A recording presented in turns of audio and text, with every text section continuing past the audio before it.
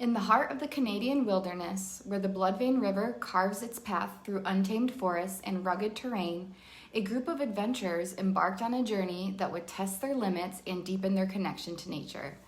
This 200-kilometer expedition, spanning 12 days, was not just a physical challenge, but a profound exploration of the human spirit and the wild. The team, led by seasoned guide Garrett Fache of Wild Loon Adventure Company, began their Odyssey with a flight from Bissett, Manitoba, into the remote reaches of the Bloodvein River. As the plane descended, the vast expanse of the green below hinted at the isolation and beauty that awaited them. The dense canopy of trees stretched endlessly, interrupted only by the glistening veins of the river winding through the wilderness.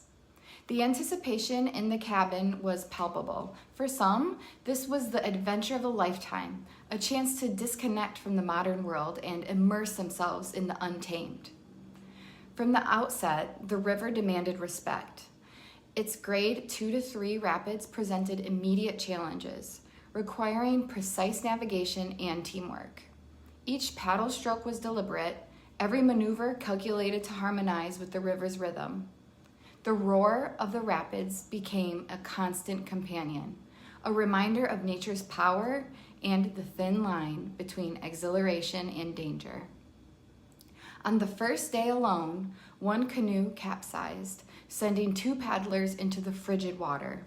They emerged gasping but laughing, quickly realizing that nature had no patience for hesitation. It was a hard-earned lesson in humility, and one that would shape the days to come. Evenings brought a different kind of trial. Setting up camp in a bear-populated forest meant adhering to strict protocols, securing food supplies, maintaining a clean site, and always being vigilant. The dense canopy overhead and the distant calls of wildlife served as both a lullaby and a warning. Each night, as the fire crackled and the sky unfurled a magnificent tapestry of stars, the group felt both infinitesimal and infinite. One night, a distant howl echoed through the trees. Wolves. They were out there, watching, just as much a part of this land as the river itself. Meals were a testament to simplicity and survival. Campfire-cooked provisions, though basic, provided the necessary sustenance for the grueling days ahead. The act of gathering around the fire, sharing stories, and reflecting on the day's journey fostered a deep sense of camaraderie among the group. Hunger became a constant companion, and the joy of a simple meal, freshly caught fish grilled over the fire, smoky beans simmered in a tin pot, was unlike anything they had ever experienced.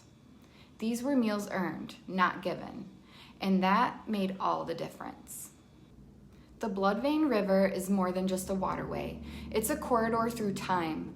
The region is rich with the heritage of the Anishinaabe people who have traversed these waters for generations. Pictographs on ancient rock faces told stories of hunts, battles, and spiritual rites, connecting the adventurers to the lineage of explorers who came long before them. The first time they encountered one of these sacred sites, a hush fell over the group. No words were needed. The aqua red symbols, carefully painted onto the stone, carried the weight of centuries. Physical exhaustion became a daily reality. Portaging heavy canoes around impassable rapids, trekking through dense underbrush, and enduring the relentless assault of insects tested their endurance. Blisters formed, muscles ached, and yet with each passing day, a transformation occurred. The wilderness, in all its indifferent majesty, began to feel less like an adversary and more like a silent mentor, imparting lessons of resilience, humility, and respect. One afternoon, as they carried their gear over particularly grueling portage, one team member collapsed, dehydrated and weak. The group rallied together, sharing their water, lightening his load. There was no room for individualism here, only the collective, only survival. Wildlife sightings were both awe-inspiring and humbling.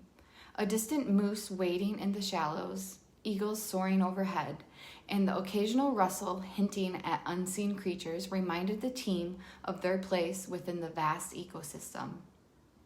One morning, as the mist still clung to the river's surface, they spotted a bear on the opposite bank.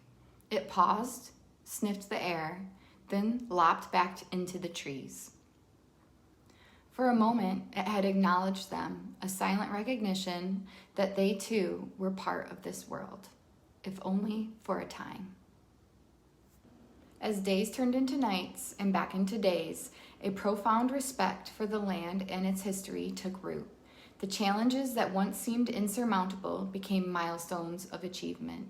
The river, initially a formidable barrier, transformed into a guiding ally, leading them deeper into both the wilderness and themselves.